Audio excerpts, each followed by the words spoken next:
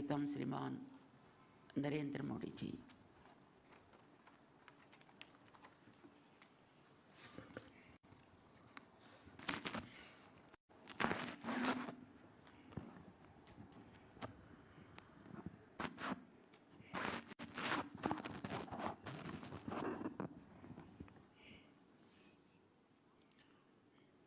ओम असमत गुरुभ्यो नमः। ओम श्रीमते रामानुजाय नमः।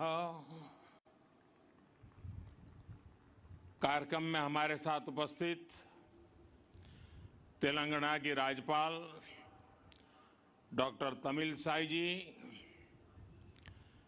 पूज्य श्री जीआर स्वामी जी,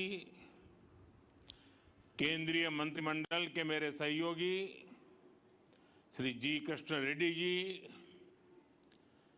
श्रीमान डॉक्टर रामेश्वर राव जी, भागवत विभूतियों से संपन्न सभी पूज्य संतगण,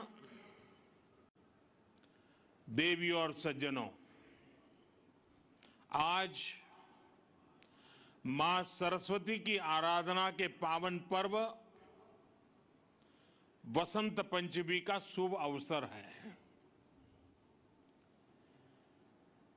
मां शारदा की विशेष कृपा अवतार श्री रामानुजाचार्य जी की प्रतिमा इस अवसर पर स्थापित हो रही है। मैं आप सभी को वसंत पंचमी की भी शुभकामनाएं देता हूं। मैं मां सरस्वती से ये प्रार्थना करता हूं कि जगत गुरु रामानुजाचार्य जी का ज्ञान विश्व का पथ प्रदर्शन करे। साथियों, हमारे यहां कहा गया है, ध्यान मूलम गुरु मूर्ति, ध्यान मूलम गुरु मूर्ति, अर्थात हमारे गुरु की मूर्ति ही हमारे ध्यान का केंद्र है, क्योंकि गुरु के माध्यम से ही हमारे लिए ज्ञान प्रकट होता है। जो अबोध है हमें उसका बोध होता है। अप्रकट को प्रकट करने की ये प्रेरणा, सूक्ष्म को भी साकार करने का ये संकल्प, यही भारत की परंपरा रही है। हमने हमेशा उन मूल्यों और विचारों को आकार दिया है जो युगों युगों तक मानवता को दिशा दिखा सके। आज एक बार फिर जगत गुरु श्री रामानुजाचार्य जी की इस भव्य विशाल मूर्ति के जरिए भारत मानवीय ऊर्जा और प्रेरणाओं को मूर्त स्वरूप दे रहा है। रामानुजाचार्य जी की यह प्रतिमा उनके ज्ञान, वैराग्य और आदर्शों की प्रतीक है। मुझे विश्वास है ये प्रतिमा न केवल आने वाली पीढ़ियों को प्रेरणा देगी, बल्कि भारत की प्राचीन पहचान को भी मजबूत करेगी। मैं आप सभी को, सभी देशवासियों को और पूरे विश्व में फैले रामानुजाचार्य जी के सभी अनुयायियों को इस शुभ अवसर पर अनेक अनेक बधाई देता हूं। साथियों, अभी मैं 108 दिव्य देशम मंदिरों के दर्शन करके आ रहा हूं। आलवार संतों ने जिन 108 दिव्य देशम मंदिरों का दर्शन पूरे भारत में भ्रमण करके किया था, कुछ वैसा ही सौभाग्य मुझे आज श्री रामानुजाचार्य जी की कृपा से यही मिल गया। मानवता के कल्याण का जो यज्ञ उन्होंने 11वीं शताब्दी में शुरू किया था, वही संकल्प यहां 12 दिनों तक विभिन्न अनुष्ठानों में दोहराया जा रहा है। पूज्य श्री जीयर स्वामी जी के स्नेह से आज विश्वक्सेन इष्टि यज्ञ की पूर्णाहुति में शामिल होने का सौभाग्य भी मुझे मिला है। मैं इसके लिए पूज्य जीयर स्वामी जी का विशेष रूप से आभार प्रकट करता हूं। उन्होंने मुझे बताया है कि विश्वक्सेन इष्टि यज्ञ संकल्पों और लक्ष्यों की पूर्ति का यज्ञ है। मैं इस यज्ञ के संकल्प को देश के अमृत संकल्पों की सिद्धि के लिए नतमस्तक होकर के समर्पित करता हूं। इस यज्ञ का फल मैं अपने 130 करोड़ देशवासियों के सपनों की पूर्ति के लिए अर्पित करता हूं। साथियों, दुनिया की अधिकांश सभ्यताओं में, अधिकांश दर्शनों में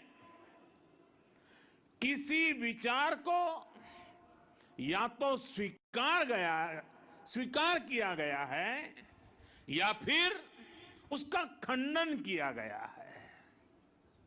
लेकिन भारत एक ऐसा देश है जिसके मनीषियों ने ज्ञान को खंडन, मंडन, स्वीकृति, अस्वीकृति इससे ऊपर ही उठा करके देखा, स्वयं उससे ऊपर उठे, दिव्य दृष्टि से उस विवाद को देखा। हमारे यहां अद्वैत भी है और द्वैत भी है, और इन द्वैत अद्वैत को समाहित करते हुए श्री रामानुजाचार्य जी का विशिष्टाद्वैत भी हमारे लिए प्रेरणा है। रामानुजाचार्य जी के ज्ञान की एक अलग भव्यता है। साधारण दृष्टि से जो विचार परस्पर विरोधाभासी लगते हैं, रामानुजाचार्य जी उन्हें बड़ी सहजता से एक सूत्र में पिरो देते हैं। उनके ज्ञान से, उनकी व्याख्या से सामान्य से सामान्य मानवी भी उससे जुड़ जाता है। आप देखिए, एक और रामानुजाचार्य जी के भाष्यों में ज्ञान की पराकाष्ठा है, तो दूसरी ओर वे भक्ति मार्ग के जनक भी हैं। एक और वो समृद्ध संन्यास परंपरा के संत भी हैं, और दूसरी ओर गीता भाष्य में कर्म के महत्व को भी अत्यंत उत्तम रूप में प्रस्तुत करते हैं। वो खुद भी अपना पूरा जीवन कर्म के लिए समर्पित करते रहे। रामानुजाचार्य जी ने संस्कृत ग्रंथों की भी रचना की और तमिल भाषा को भी भक्ति मार्ग में उतना ही महत्व दिया। आज भी रामानुज परंपरा के मंदिरों में थिरुप्पावाई के पाठ के बिना शायद ही कोई अनुष्ठान पूरा होता हो। साथियों, आज जब दुनिया में सामाजिक सुधारों की बात होती है, प्रगतिशीलता की बात होती है, तो माना जाता है कि सुधार जड़ों से दूर जाकर ही होगा। लेकिन जब हम रामानुजाचार्य जी को देखते हैं तो हमें एहसास होता है कि प्रगतिशीलता और प्राचीनता में कोई विरोध नहीं है। ये जरूरी नहीं है कि सुधार के लिए अपनी जड़ों से दूर जाना पड़े, बल्कि जरूरी ये है कि हम अपनी असली जड़ों से जुड़े, अपनी वास्तविक शक्ति से परिचित हो। आज से 1000 साल पहले तो रूढ़ियों का दबाव, अंधविश्वास का दबाव कल्पना के बाहर कितना ज्यादा रहा होगा। लेकिन रामानुजाचार्य जी ने समाज में सुधार के लिए समाज को भारत के असली विचार से परिचित करवाया। उन्होंने दलितों, पिछड़ों को गले लगाया। उस समय जिन जातियों को लेकर कुछ और भावना थी, उन जातियों को उन्होंने विशेष सम्मान दिया। यादवगिरी पर उन्होंने नारायण मंदिर बनवाया, जिसमें दलितों को दर्शन पूजन का अधिकार दिया। रामानुजाचार्य जी ने बताया कि धर्म कहता है न जाति ही कारणम लोके गुणाः कल्याण हेतव। अर्थात संसार में जाति से नहीं, गुणों से कल्याण होता है।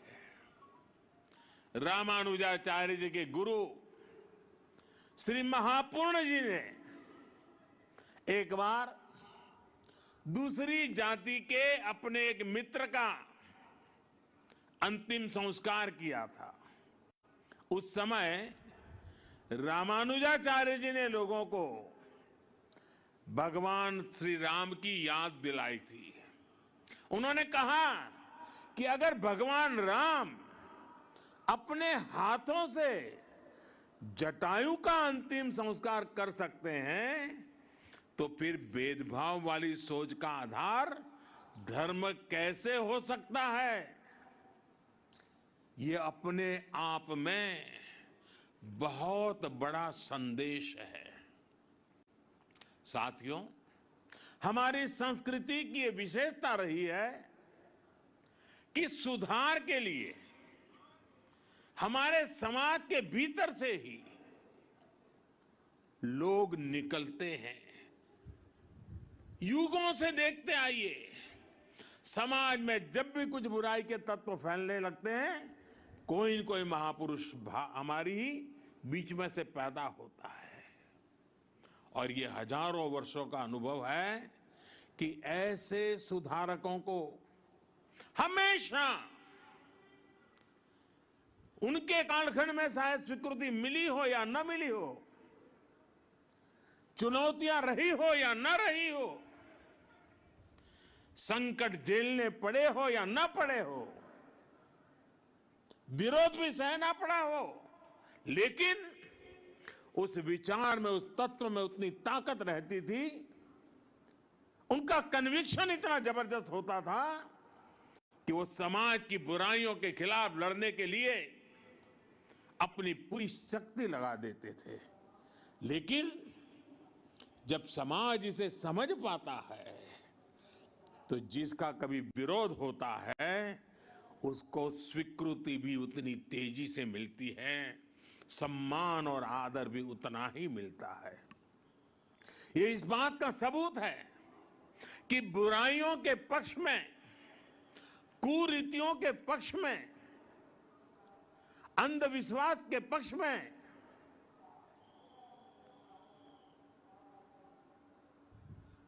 इन जनरल हमारे समाज में सोशल सैंक्शन नहीं होता है। जो बुराई से लड़ते हैं, जो समाज को सुधारते हैं, हमारे यहां उन्हें ही मान और सम्मान मिलता है। भाइयों और बहनों, आप सब लोग रामानुजाचार्य जी के जीवन के विभिन्न आयामों से परिचित है। वो समाज को सही दिशा देने के लिए अध्यात्म के संदेशों का भी प्रयोग करते थे और व्यावहारिक जीवन का भी। जाति के नाम पर जिनके साथ भेदभाव होता था, रामानुजाचार्य जी ने उन्हें नाम दिया थिरुकलधार, यानी लक्ष्मी जी के कुल में जन्म लेने वाला श्री कुल या देवीय जन। वो स्नान करके आते समय अपने शिष्य धनुर्दास के कंधे पर हाथ रखकर आते थे। ऐसा करके रामानुजाचार्य जी छुआछूत की बुराई को मिटाने का संकेत देते थे। यही वजह थी कि बाबा साहब आंबेडकर जैसे समानता के आधुनिक नायक भी रामानुजाचार्य जी की भरपूर प्रशंसा करते थे और समाज को भी कहते थे कि अगर सीखना है तो रामानुजाचार्य जी की शिक्षा से सीखो। और इसलिए आज रामानुजाचार्य जी की विशाल मूर्ति स्टैच्यू ऑफ इक्वालिटी इसके रूप में समानता का संदेश दे रही है। इसी संदेश को लेकर आज देश सबका साथ, सबका विकास, सबका विश्वास और सबका प्रयास के मंत्र के साथ अपने नए भविष्य की नींव रख रहा है। विकास हो, सबका हो, बिना भेदभाव हो। सामाजिक न्याय सबको मिले, बिना भेदभाव मिले। जिन्हें सदियों तक प्रताड़ित किया गया वो पूरी गरिमा के साथ विकास के भागीदार बने। इसके लिए आज का बदलता हुआ भारत एकजुट प्रयास कर रहा है। आज सरकार जो योजनाएं चला रही है उनका बहुत बड़ा लाभ हमारे दलित पिछड़े भाई बहनों को हो रहा है।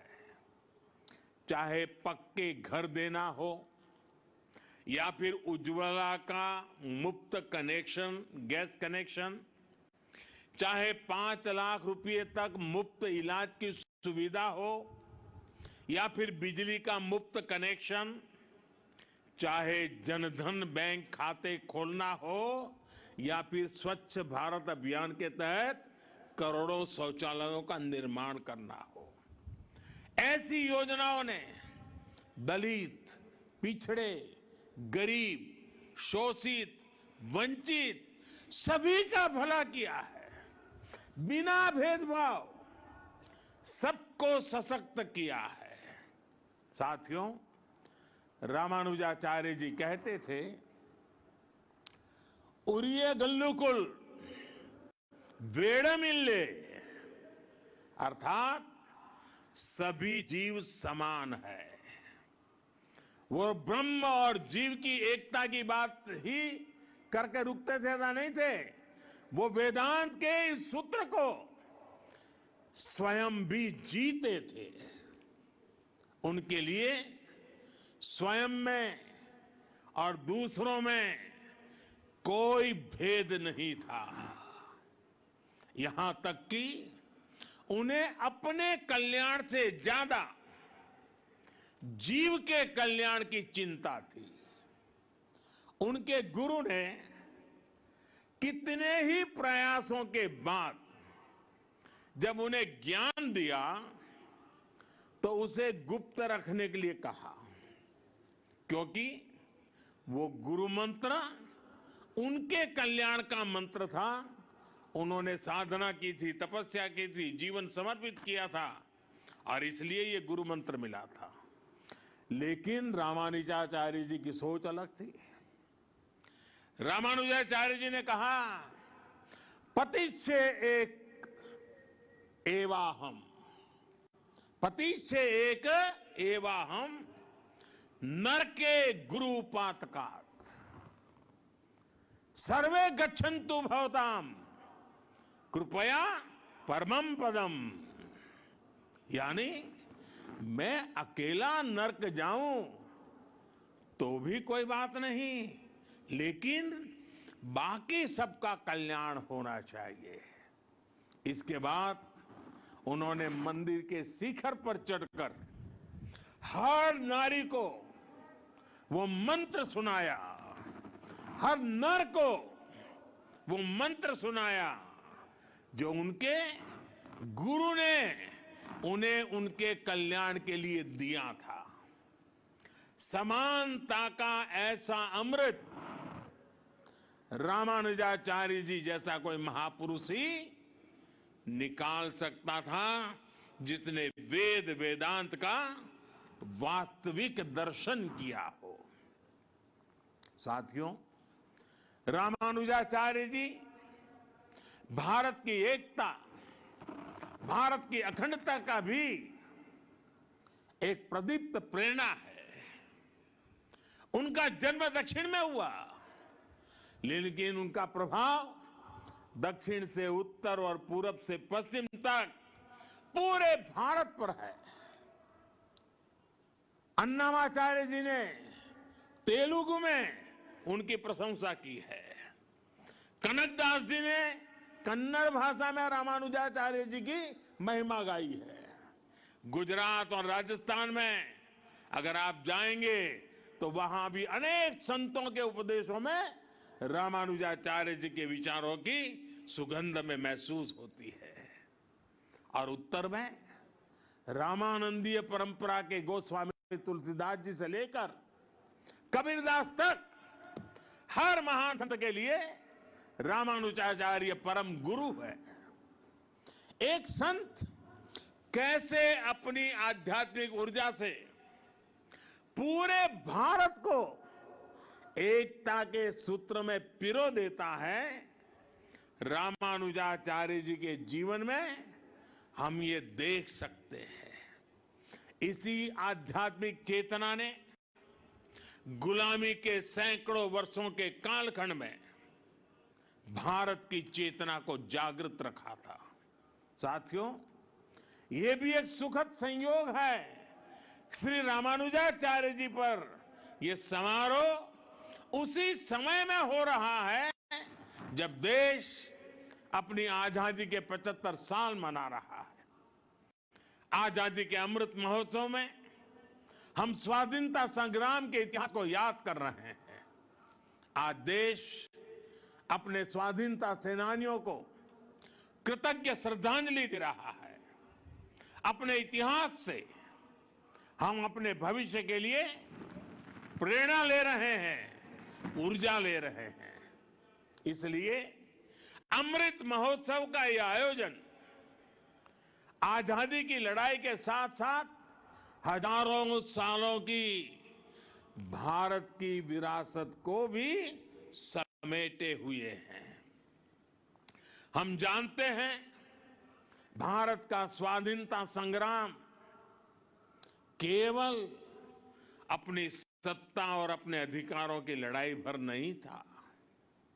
इस लड़ाई में एक तरफ अपनी वैश्विक मानसिकता थी, तो दूसरी तरफ जी और जीने दो का विचार था। इसमें एक और ये नस्लीय श्रेष्ठता और भौतिकवाद का उन्माद था, तो दूसरी ओर मानवता और आध्यात्म में आस्था थी। और इस लड़ाई में भारत विजयी हुआ, भारत की परंपरा विजयी हुई। भारत के स्वाधीनता संग्राम में समानता, मानवता और अध्यात्म की वो ऊर्जा भी लगी थी जो भारत को रामानुजाचार्य जी जैसे संतों से मिली थी। क्या हम गांधी जी के बिना अपने स्वाधीनता संग्राम की कल्पना कर सकते हैं? और क्या हम अहिंसा और सत्य जैसे आदर्शों के बिना गांधी जी की कल्पना कर सकते हैं? आज भी गांधी जी का नाम आते ही वैष्णवजन तो तेने रे कहिए, ये धुन हमारे अंतर मन में बजने लगती है। इसके रचयिता नरसिंह मेहता जी रामानुजाचार्य जी की भक्ति परंपरा के ही महान संत थे। इसलिए हमारी आजादी की लड़ाई को जिस तरह हमारी आध्यात्मिक चेतना ऊर्जा दे रही थी, वही ऊर्जा आजादी के 75 साल में हमारे अमृत संकल्पों को भी मिलनी चाहिए। और आज जब मैं भाग्यनगर में हूं, हैदराबाद में हूं, तो सरदार पटेल जी का विशेष उल्लेख जरूर करूंगा। वैसे किशन रेड्डी जी ने अपने वक्तव्य में बड़ा विस्तार से उसके लिए कहा। भाग्यनगर का कौन ऐसा भाग्यशाली होगा, कौन ऐसा हैदराबादी होगा जो सरदार पटेल की दीर्घदृष्टि, सरदार पटेल का सामर्थ्य और हैदराबाद के आन बान शान के लिए सरदार साहब की कूटनीति को न जानता हो। आज देश में एक और सरदार साहब की स्टैच्यू ऑफ यूनिटी एकता की शपथ दोहरा रही है, तो रामानुजाचार्य जी की स्टैच्यू ऑफ इक्वालिटी समानता का संदेश दे रही है। यही एक राष्ट्र के रूप में भारत की चिर पुरातन विशेषता है। हमारी एकता सत्ता या शक्ति की बुनियाद पर नहीं खड़ी होती। हमारी एकता समानता और समादर इस सूत्र से सृजित होती है। और साथियों, आज जब मैं तेलंगाना में हूं, तो इस बात का जिक्र भी जरूर करूंगा कि कैसे तेलुगु कल्चर ने भारत की विविधता को सशक्त किया है। तेलुगु कल्चर की जड़ों का विस्तार सदियों में फैला हुआ है। अनेक महान राजा रानियां इसके ध्वजवाहक रहे हैं। सातवाहन हो, काकातिया हो या विजयनगर साम्राज्य, सभी ने तेलुगु संस्कृति की पताका को बुलंद किया। महान कवियों ने तेलुगु संस्कृति को समृद्ध किया है। पिछले वर्ष ही तेलंगाना में स्थित 13वीं शताब्दी के काकातिया रुद्रेश्वर रामप्पा मंदिर को यूनेस्को विश्व धरोहर स्थल घोषित किया गया है। वर्ल्ड टूरिज्म ऑर्गेनाइजेशन ने पोचमपल्ली को भी भारत के सबसे बेहतरीन टूरिज्म विलेज का दर्जा दिया है। पोचमपल्ली की महिलाओं का हुनर पोचमपल्ली साड़ियां के रूप में विश्व विख्यात है। ये वो संस्कृति है जिसने हमें हमेशा सद्भाव, भाईचारा और नारी शक्ति का सम्मान करना सिखाया है। तेलुगु संस्कृति की इस गौरवशाली परंपरा को आज तेलुगु फिल्म इंडस्ट्री भी पूरे आन बान शान से आगे बढ़ा रही है। तेलुगु सिनेमा का दायरा सिर्फ उतना ही नहीं है जहां तेलुगु बोली जाती है, इसका विस्तार पूरे विश्व में है। सिल्वर स्क्रीन से लेकर ओटीटी प्लेटफॉर्म्स तक इस क्रिएटिविटी की चर्चा छाई हुई है। भारत के बाहर भी खूब प्रशंसा हो रही है। तेलुगु भाषी लोगों का अपनी कला और अपनी संस्कृति के प्रति ये समर्पण सभी के लिए प्रेरणा समान है। साथियों, आजादी के 75वें वर्ष में इस अमृत काल में श्री रामानुजाचार्य जी की ये प्रतिमा प्रत्येक देशवासी को निरंतर प्रेरित करेगी। मुझे पूरा भरोसा है आजादी के अमृत काल में हम उन कुरीतियों को भी पूरी तरह समाप्त कर पाएंगे जिन्हें खत्म करने के लिए श्री रामानुजाचार्य जी ने समाज को जागृत किया था। इसी भाव के साथ पूज्य स्वामी जी का आदर पूर्वक धन्यवाद करते हुए इस पवित्र अवसर में हिस्सेदार बनने के लिए आपने मुझे अवसर दिया। मैं आपका बहुत आभारी हूं। विश्व भर में फैले हुए प्रभु रामानुजाचार्य जी के विचारों से प्रभावित, प्रेरित हर किसी को मैं अनेक अनेक शुभकामनाएं देता हूं। मेरी वाणी को विराम देता हूं। आप सबका बहुत बहुत धन्यवाद।